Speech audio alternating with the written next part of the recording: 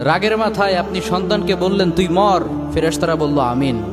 তোর ভবিষ্যৎ অন্ধকার, ফেরেশতারা বলল আমিন। রেগে মেগে আপনি আপনার মেয়েকে বললেন জীবনেও তোর কপালে স্বামীর ভাত জুটবে না, ফেরেশতারা আবারও বলল আমিন। আচ্ছা, আপনি না সেই ব্যক্তি যে তার নিজের জীবনের চাইতেও সন্তানকে বেশি ভালোবাসেন?